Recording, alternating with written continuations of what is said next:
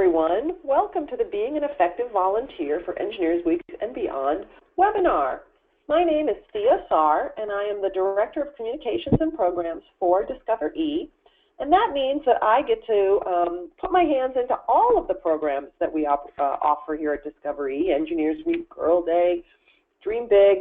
But what's more exciting about my job is I get to work with awesome volunteers like my co-presenter today, Allie Fan from 3M. Hi, Allie. Do you want to tell people a little bit about yourself?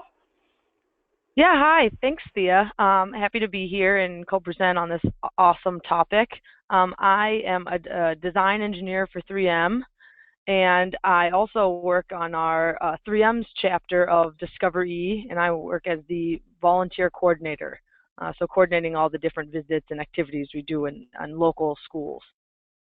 All right, great. Well, thank you for joining me, Allie. And when Allie and I were doing a practice session, I did say to her, I can just kick back and not do much of this presentation because she could do the whole thing.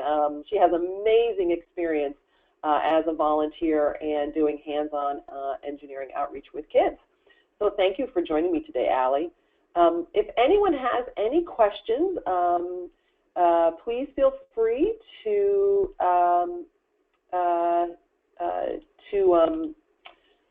type questions in the question box. And I see that there was a question right now. We see your screen's presenter mode rather than just the presentation, and that's from Mel. Mel, is that still the case? Are you only seeing the presenter mode? If you could just type that in the question box, that would be terrific, because we were trying to avoid that. Anyway, I'll get going and I'll keep looking for that. So first up, wanted to share with you some of the dates and some of the activities that are coming up during Engineers Week this week. February 19th to the 25th is Engineers Week. So if it's not marked in your calendar, I hope you mark it down. And of course, this started Engineers Week back in 1952 as a way to engage engineers and help raise the visibility for engineers and to celebrate all the amazing things that engineers do to make our world a better place. So thank you for all of that. And then in the early 90s, it expanded to a way to engage students in engineering. So for the last 30 years or so, we have been asking volunteers like yourselves to go into classrooms and after schools and museums and host hands-on activities with students or invite students into your work area to show them what engineering is all about. And then February 23rd, which is the Thursday of Engineers Week, is Introduce a Girl to Engineering Day. So this is a day that is designed to engage girls in engineering and show them particularly what engineering is all about so that we can help move the needle a little bit on that darn number of only about 20% of the workforce is female. So still got some more work to do. It's definitely moving in the right direction, but activities that you all do on Girl Day is definitely helping to make that a difference. March 8th and March 9th is our Global Marathon, and this is a virtual conference for women in engineering and technology from around the world. And this year's keynote speaker is Cirque du Soleil, and they're going to be talking about the intersection of art and engineering. And there's 10 other sessions that will happen on March 8th and March 9th. So if you go to discoverE.org/global marathon and check out all the wonderful things that are going to be happening this year, I'd love to see you at that event. And then finally, April 5th, we're offering our second annual Global Day of the Engineer. And this rose out of the realization that there are many international groups and countries that are celebrating Engineers Week. There's Engineers Week Ireland, there's Engineers Week Africa, there's my personal favorite, Engineers Week Jamaica. So I haven't yet been able to convince my boss to send me there to celebrate Engineers Week Jamaica. But they are all at different times of the year. And we wanted to find a day, one day, where we could bring the global community together to celebrate engineering, to engage students in hands-on engineering and to raise the visibility of engineering globally. So would love for you all to go to discovere.org, Global Day, and take our pledge to do one of those 3 easy things on April 5th. All right.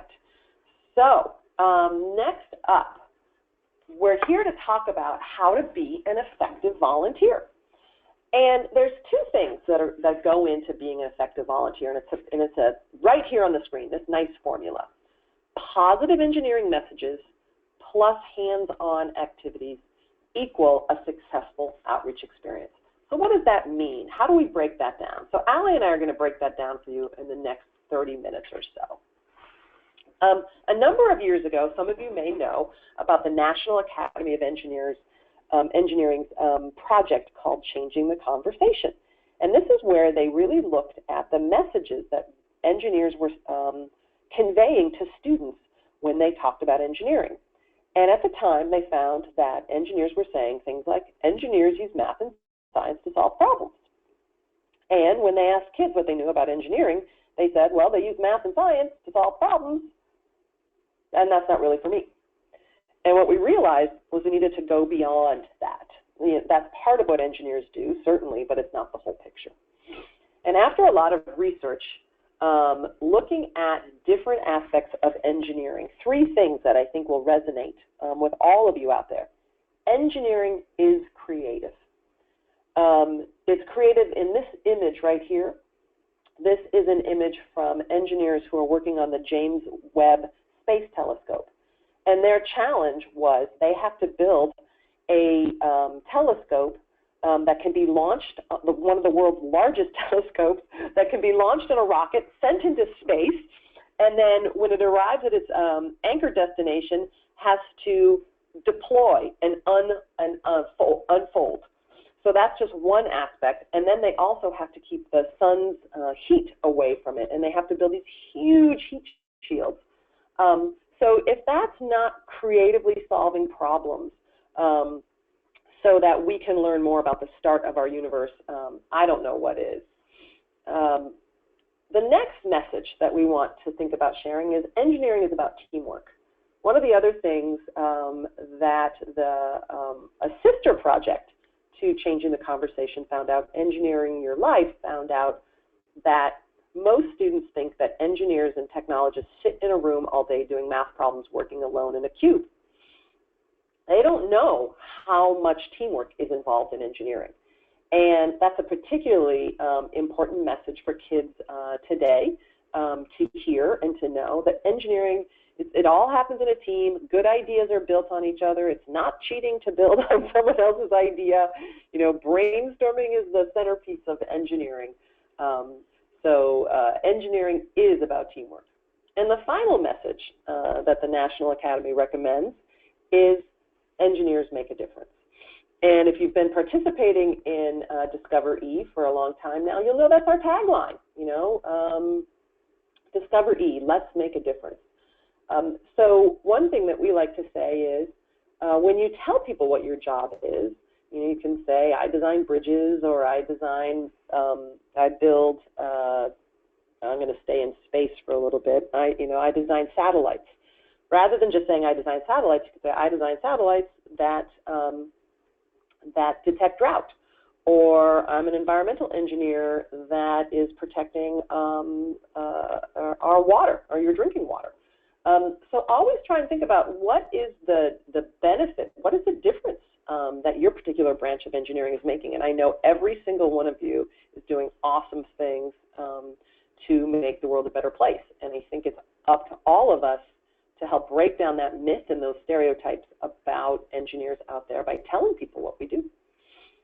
So at the same time we were coming up with these messages, we realized that a lot of people were still using that old definition of engineering, that engineers solve problems using math and science. We wanted to come up with a new definition because we were hearing from a lot of kids they didn't really know what an engineer was. So the definition we came up with is right here on your screen. Engineers are changing the world all the time. They dream of creative, practical solutions and work with other smart, inspiring people to invent, design, and create things that matter. And you can see right there, we've got the word creative in there. We've got working with other people in there. We've got, creating and designing things that matter.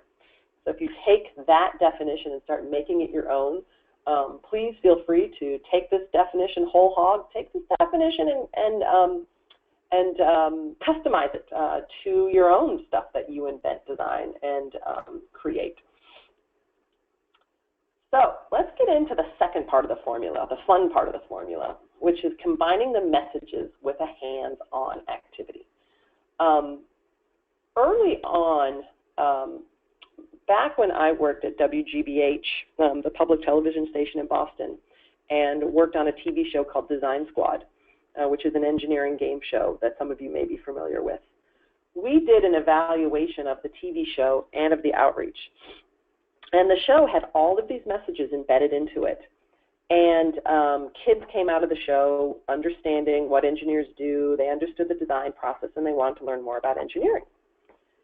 And when we did the evaluation of the outreach materials and the hands-on activities, kids walked away understanding the science and math concepts behind all the activities. They understood the engineering design process, but they didn't have a better understanding of what engineering was all about. And as we looked back at that evaluation and we looked back at that first year of materials, what we realized is that we hadn't incorporated those messages into the actual activities themselves. So we really want you to think about, when you're selecting your activities, think about how those three messages, creativity, teamwork, and making a difference, can be incorporated as you go through the activities. And we're going to show you how to do that next. So first you might be saying, that's all well and good. Where do I find these activities? Have no fear. DiscoverE is here for you. We have spent this last year updating our activity library. And we now have over 125 activities on our library. They've all been evaluated. We deleted 41 activities that we felt were no longer high quality enough to be on our website. We added 70 new activities, and we updated 51 other activities. So if you haven't been to the cool content and activity section lately, I encourage you to go there and check it out. You can see in this really tiny picture right here to the left that you can sort by discipline. So if you want, if you're a electrical engineer, you can click and see all of the different electrical engineering activities.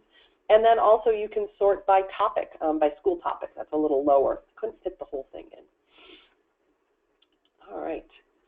So for this, and this is one of the activities that is on the website. And we're going to use this as our sample activity as we move through the next part of this presentation. And so your challenge is to design a folding solar panel. Construct a folding solar panel made out of aluminum foil that fits in a small container and expands without tearing. And the link here is you can introduce, if you work on the or you know about the James Webb Space Telescope, you can introduce that or the sun shield aspect of it. But if you want to lead this activity, it's starting to think about brainstorming. What do they know about origami? That's a great place that you can really interject that creativity theme in there. And then you hand out the materials, and then you redesign. And as you'll notice, this is following the engineering design process. So, Allie, I've been talking long enough, so I want to hear from you about getting ready to lead. If I handed you this activity, what would you do next? Awesome. Thanks, Thea. Yeah, so I can kind of start off with some key tips and tricks and best practice ideas for you to all take with you when you go into a classroom and are going to do an activity or lead an activity with the students. So number one thing is to do the activity yourself before going on a visit. Whether it be, maybe you're working with younger elementary age students instead of high school students. Even then, you might say, "Oh, I don't need to do this, younger children's activity." Well, the answer is you still should. You want to do it yourself so you have a full understanding of maybe the questions that they'll have, as which parts are harder, which parts go faster, slower. So then, as you're moderating, you kind of have that firsthand experience yourself. Something to note here also, as Thea mentioned, the DiscoverE website has 125 different activities that you can use at any time. 3M probably only uses about a library of maybe 10 to 15 activities, simply for the fact that we want to make sure all our volunteers have done them or can do them. And so it makes it a little easier when you slim that number down to a manageable amount, so that you can, like I say, make sure you're always having that first-hand experience before you walk into the classroom with any volunteers that go. Number 2, identify those learning goals that you want the kids to walk away with. So this means you got telling them before you start the activity kind of how it relates back to engineering. This is kind of something you can touch on the beginning and then touch on again at the end, but by establishing those learning goals, you're really making sure that it's not just a for fun, it's kind of a directed fun, if you will, that kind of lends itself to the engineering learning goals. Number 3, anticipate where the kids may need a little extra help or a little extra time. This ties back to that number 1 point. By doing the activity yourself, you'll notice potentially what's the most time-intensive part or what could be tricky. And depending on what age groups you have, this will change. So keep that in mind for sure. If you want to go to the next slide, Thea. Awesome. So number 4 is ask yourself, how does this activity reinforce those key 3 messages? That engineering is creative, engineering always involves teamwork, and that engineering makes a difference. So the creative part is usually pretty easy because all of those options, both on the DiscoverE website and probably any that you come up with yourself, are usually pretty involved in some imagination and creativity on the student's part. Teamwork you can kind of sprinkle in just by the nature of having them work in teams, and make sure, if you don't say it explicitly, maybe they're already sitting in little groupings of desks or something, and make sure you mention there just to point out. So it's not just because your desks are already like this, you're purposely in teams because that's kind of the way it works in the real world with any level of adult. And then lastly, that making a difference piece, pretend you're working on a activity we do for younger students is making a bridge with gumdrops and toothpicks.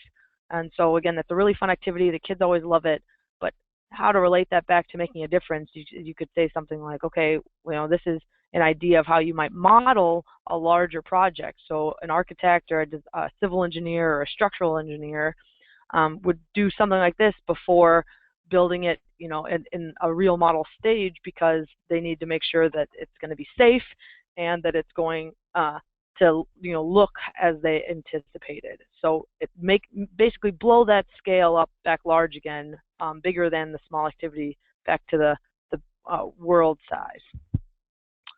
Number 5, what connections can you make from the activity to the real world or area of engineering? That's kind of what I was just saying about tying the making a difference piece right into that part. The activity, you don't want to have them have it too separate, like it's a homework problem again, like a homework type of situation, because the purpose of that hands-on activity is to mimic a real-world engineering scenario. Next slide, Thea. Okay, so moving through the list, again, all this is what you should be thinking about, and maybe if you're like me, a lot of times I prep the other volunteers that we have from our company.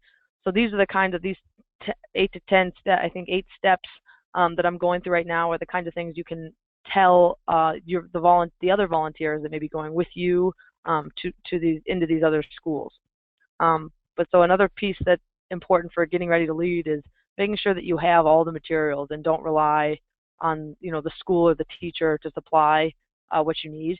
A lot of times we do a lot of reusable things, so all you have to do is get it once, and then you just keep a kit together, and you can bring that kit wherever it's needed. But you do want to make sure you have all of that on hand ahead of time. Number 7, confirm how many children you will have with your group teacher. This is important just to make sure, again, that you have enough materials for all the students. Again, we said you want to work in teams, so that's great. If you lump, if you're running short on materials or it's a very large class, you can just make those teams a little bigger.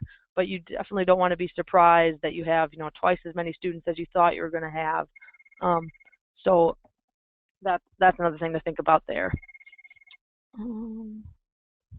8, and this is kind of the last one, I believe. Be sure to have the extra material just in case, like you said, it is more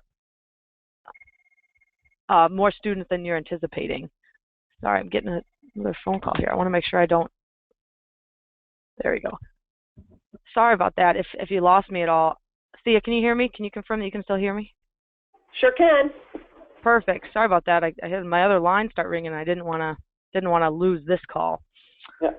But the last point, again, it's just to make sure you're extra prepared. I mean, coming prepared makes you look professional to the students, professional to the teachers, and you want to leave that lasting message with them. So for the students to look at you and say, oh, this person has everything very well organized, the presentation is very well together, just reflects better on you, and then probably the company that you're representing as well. So all three of those tie to that. Yeah, and plus I would chime in here, Allie, that especially if you're doing like gumdrop dome, you better darn well have extra gumdrops because those kids Absolutely are going to eat half their gumdrops and build with the other half. Absolutely. Definitely seen that before. Okay, so that first list was, again, the getting ready to lead is everything you do to prep before you go on the visit. Now we're kind of talking about when you're actually there, you're in the classroom, and what do you do now. So tips to being successful here is you want to make sure you introduce yourself. You want to introduce anyone, all the volunteers who may come with you, and you want to mention your role. Talk briefly about your job or some of the engineering projects or innovations you work on. Because again, it can be brief. Make sure I always stress to the volunteers I work with that you want to keep it on a high level to where they can understand. You don't want to get into the details of exactly the specific projects you're working on, because especially for the younger age kids, that can get kind of lost on them, and then you kind of take away from the message you want to leave them with. So again, just keep it high level, keep it brief, but do try to make sure you tie it back. Don't just say your title. Make sure you kind of explain to them what you do in engineering. And then lastly, just to reinforce again and again, we want to make sure we're talking about those three messages that Thea mentioned at the beginning. That engineering is creative, engineering involves teamwork, and that engineering makes a difference. So you can start right off the bat by saying those at the beginning of your presentation. As well as, I guess, that definition, the issue that kind of involves all three. Maybe that's just what you use on one of your opening. I don't know if you decide that you want to bring up, an assisting PowerPoint to help. That's something that we do a lot at 3M. But otherwise, you can just verbally say that whole definition that we have had at the beginning of this presentation, and that will help a lot. Next slide. Awesome. Okay, so again, this is at the beginning of before you dive into the activity, and as I should mention here, before you pass out the material for the activity, it's also important because as my experience goes, if you pass out, as soon as you pass out the materials, attention levels are hard to get back. So oftentimes I'll do any of this type of conversation before, while I still have the full attention of all the students, and then after I'm done kind of prefacing the activity, then you hand out all the materials. But something to just mention before they start, so that they go into it with a kind of an engineering mindset, is the design process, the engineering design process. And I am always amazed at how many students of all age levels have already covered this in their classrooms. And you show it or you say it, and they all kind of nod and say, yep, this looks familiar. What I have noticed, though, is that different schools will teach it different ways. So sometimes they'll say identify the problem, as you see here. Other times they'll call this like the asking questions stage or something like that. Same with brainstorm solutions. Sometimes people call that the planning stage or the imagine stage. There's all sorts of different ways you can describe this. But the important thing my number one point I always try to make is that it's iterative, and you go around and around as many times as needed to improve your product or process to the best that it can be. And that's kind of the heart of the engineering design process, because it's not just a straight line, it's more like a circle. So and again, the second bullet point here is emphasizing the fact that brainstorming and exploration is different than finding a right and wrong. So all really good points to stress before they dive into their own activity. Let's see, and then lastly, I think this is my last slide, maybe not, yeah. And the best part here to keep in mind, I mean, you want to be enthusiastic about engineering and about the activity, and hope that that'll rub off onto anyone watching. So having a sense of humor, keeping an upbeat, excited, energetic attitude while you go through all of this stuff, because you want to make sure for any kid out there who thinks, you know, math and science is hard, math and science is boring, you want to make sure you're the polar opposite of that, and showing how fun that both of those things can be when you apply it to fun hands-on activities. And then lastly, be patient, just because everyone knows working with students, especially students that don't know you and haven't worked with you before, that everything they may have a different way of just setting the class together, getting ready at the beginning, a morning routine that you have to wait for before kind of diving into your section of it. So always be energetic and always be patient. Those are kind of my last words of wisdom. I can turn it back over to Thea. All right. So thank you, Allie. So fabulous. I told you guys she could do this. These were my slides, and she just put her own personality right on them. So now you are introducing the activity. You've set the tone. You've talked about the engineering design process. And when you're doing the activity, give clear instructions. Think about different ways you can do them verbally, and then all of the activities on our website have student handouts that you can hand out right to the kids. So there's the kids who are readers, so they might want to read it. You could write it on the board. Just make sure you think about the different ways people might understand, and that patience part, because some kid might be reading while you're saying it, and they're going to come back and say, how many marshmallows can we use again? How many toothpicks can we have? So just be prepared to answer that a couple different ways and a couple different times. As Allie said, teamwork, teamwork, teamwork. There's no better way to show kids teamwork than by breaking them into teams. One lesson I've learned when I've gone into after schools and classrooms and done hands-on activities with kids, if there's a teacher or a leader who knows those kids better, ask them to break the kids up into teams for you. There's politics in that classroom or after school that you just want to avoid. And so if there's two kids that don't like working together, or two kids who will only do well if they work together, let the teacher take care of that. But definitely try and break your kids into teams. That reinforces that teamwork message. And describe a project that you've worked on that's been successful because of teamwork, you know, and bring it back to that real world example. And this is Allie's golden rule, right? Only pass out the materials when you're ready for the kids to use them. And I would amend that too if some of you are going to be training colleagues at work on how to do outreach.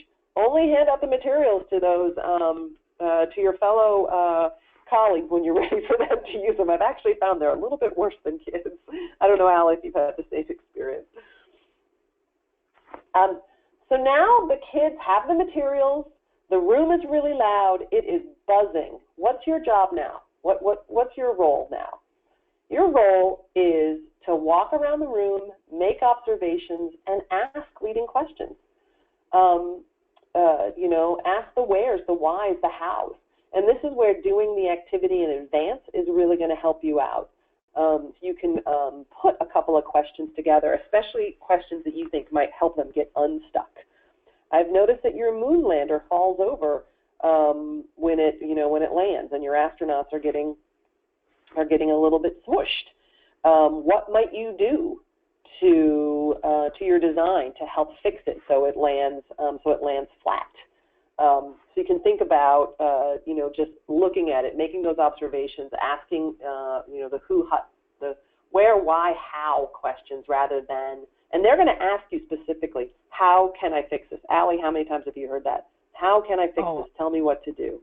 Many times. Yeah, many times. That's not your job. Your job, this is exploratory. They're learning, and they're going to learn more, and they're going to have more fun if you kind of stick to your guns and you say, well, what do you think? What solution do you have? Try it. There's no fail here. And one of my favorite expressions is fail fast, succeed sooner. Giving kids permission to fail. They don't often have that permission. Give them that permission, and all of a sudden they'll start trying all kinds of crazy things and coming up with amazing solutions. All right, this is another golden rule. Have extension ideas ready for those kids who race through the activity ahead of the rest of the group. There's always going to be 2 or 3 kids or one team that is done. And they can get disruptive, they can get kind of, snarky sometimes. So you want to keep them occupied. So a couple ideas are for the folding solar panels is have tissue paper. Make them rebuild their solar panels out of tissue paper. Make the box smaller that it has to come out of. What might make them have to redesign or go back and do more? If it's an egg drop activity, make the drop zone higher from which they have to drop it. But you just want to keep those kids engaged so the fast kids aren't getting too ahead and bothering the other kids who are being more methodical or who are just needing more time. All right, wrapping it up. Allie, this one is actually yours. Yes. So now you've done the activity, you've done everything right so far. You just want to make sure you leave all the students with a clear message, and again revisit those learning goals you set up at the very beginning of the time. So you want to make sure the most important thing here is just to account for having 5-10 minutes. 5 minutes is probably plenty at the end of the class period. To leave yourself to do this. So make sure you're summarizing and reflecting on the results. I always like to ask, what could we do? What could we do differently? What could we do better? And then actually have them, instead of having it be rhetorical, literally ask them and have them, give you answers on those kinds of things. If you could do this activity again, what would you do differently? And those kinds of questions. And then again, important so that the stayer is prepared, ready and not still working on the last minute while you're trying to do your wrap up. Make sure you give them a 5-minute warning because you want them to be listening and thinking and not trying to finish up their own stuff. Go to the next slide. Again, yep, if you want, and when you do that, again, make sure you're not just talking about, okay, pretend you're talking about, like you said, an egg drop. Don't just ask them about this egg drop in this, in this time, in this moment. Try to connect it back for how this could relate to a real engineering problem that people are solving, in their jobs. Connect it back to the real world. Connect it back to, again, I like thinking of it being just scaled up to a bigger, meatier problem. And again, they can sometimes, I've been really surprised with the kinds of answers I've gotten back from students who try to relate, a classroom activity up to, a corporate or a company kind of project. And then last one is always a good one. You get tons of good answers here. What did you know now that you didn't know before the activity? And I love hearing the different responses. There's no wrong answer to any of this stuff. So I like asking them that because again, it gets them thinking critically, and you as the presenter get to really learn what they actually did take away from all of this. That's a great one to end on. Next slide. Awesome. So then, again, this is just for you all online. This is kind of just reiterating the formula. Thea mentioned it right at the beginning here. So she talks at the beginning what those 3 key messages are. Engineering is creative, engineering involves teamwork, and engineering makes a difference. And then I spoke a little on the kinds of things that make a successful, fun, memorable hands-on activity. So with those 2 things together, you get a great outreach experience. Yeah, and you see how we did that? We decided that was our learning goal for this presentation. We opened with it, and we're closing with it. I'm going to there's been a couple of great questions, Allie, that I want to ask you, and we can answer them. One is, on wrapping it up, we heard from Crystal say she also likes to end with, who now would consider engineering as a profession? Which I think is a great way to end, Crystal. And you're going to hear a lot of kids. I mean, Allie, I don't know if you've ever asked that question before in a workshop. Yeah, sure, absolutely. We do all the time. That's a great one. Yeah, it's a great question. All right. We have another question from Gabriella. She asked, how do you handle a situation where some kids are hyperactive and distract the rest of the kids? What's the best way to handle this situation? Allie, have you run into that issue before? I have, but I want to hear from you. Sure. I think you kind of touched on this a little bit, Thea, before, but I would say I always defer to the teacher, the everyday teacher of that classroom, because they know the students better, and they have their standard kind of procedures for how they deal with that. So I kind of always just push it right back on them, on the other teachers, and kind of just wait till they invite me back in, invite to the moment. Yeah, that's exactly what I do too. And sometimes teachers will ask you if they can step out, or if you need them there, or you can just do this presentation alone. And my answer is always no. I need you there. I'm only here for 45 minutes or an hour.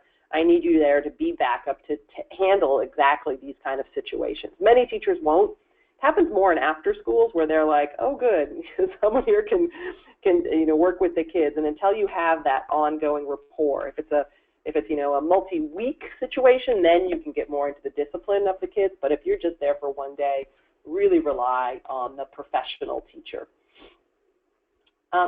We have a question from Maya. She asked, for student volunteers like myself with little to no funding, what activities or demonstrations have you seen that require little to no materials and turned out very successful?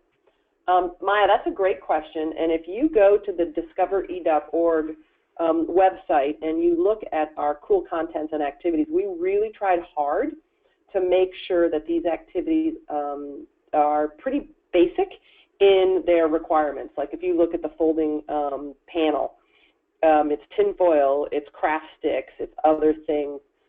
So the materials are pretty low cost. But then what I would say, if you're a student volunteer and if you're a student, if you belong to a student society, like Society of Women Engineers, a student chapter, or Society of Mechanical Engineers, the student chapters at your university, they will often have, or sometimes have resources, financial resources to pay for those materials. And if they don't, a lot of times the professional society in the area can also help you out with that. I think it's just a matter sometimes of asking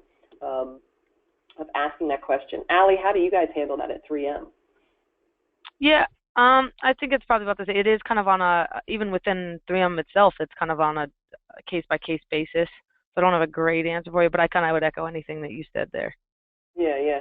And we got a similar question, how do we fund organizing all these activities? And I would definitely say, start with your company or work with your engineering society. And we also here at DiscoverE, we do have a grant called Collaborative Grants.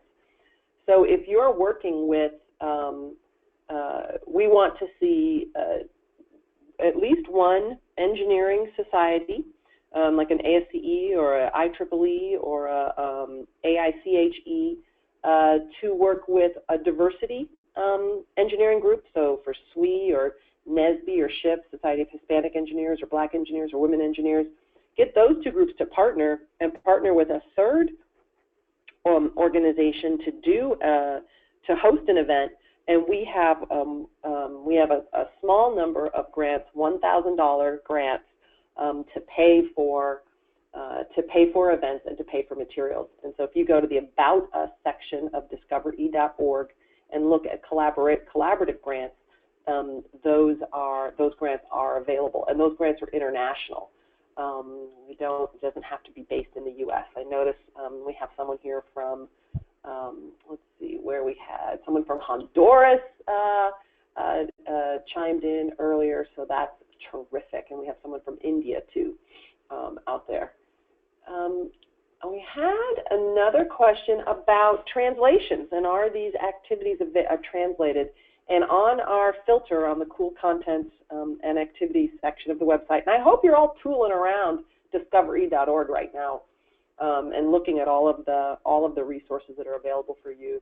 At the bottom of that cool contents page, there's a filter. The last filter is translations. We translate into German, Arabic, Spanish, Portuguese, and Chinese. So there's a number of activities that are translated there. Let's see. Any more questions? Here's a question from Kimball. How many companies have outreach funds for local area STEM activities that go unused because no one requests it? Ask your members to look into their companies and let them know how to apply. Yeah, I think that's great. That's a great observation, Kimball. There's a lot of money out there that no one is claiming. So, I was raised with the mantra, it's your job to ask. You're not going to get anything if you don't ask. So just start asking and finding out. This is all about Engineers Week, and I'm going to wrap up with a last couple of slides, which is there's more. Don't go. We have more for you. If you're interested in sharing, engineering careers with kids, the Discover Engineering career section has all kinds of information on the different careers that are available to kids. And there's also on our online training section, there is a pre-done PowerPoint that you can download that walks through what the engineering career looks like for middle school and high school kids. So you might want to take a look at that. I encourage you to check out the Global Marathon. And one thing I forgot to add to my slides, thank you, Jeff, for reminding me, is Dream Big. Dream Big is a new IMAX film that's going to open during Engineers Week at 50 IMAX theaters around the country. And it is looking at the human ingenuity,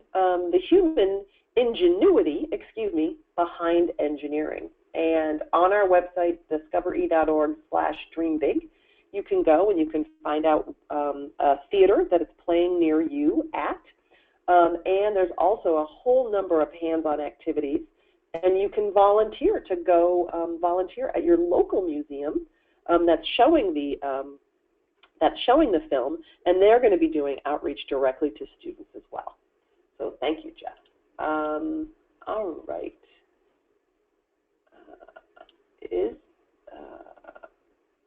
Yes, Jody asked, is there an application or document to fill out for the grant awarded to diversity groups that collaborate with professional organizations? Yes. If you go to the About Us section of discovery.org and click on Collaborative Grants, that will take you to the online application. Will Dream Big be shown in India also? That is a great question. It is being shown internationally. I don't know off the top of my head if Dream Big is where it's playing internationally, but go to discovere.org/dreambig, and there is a link there to take you where the list of all the theaters are playing.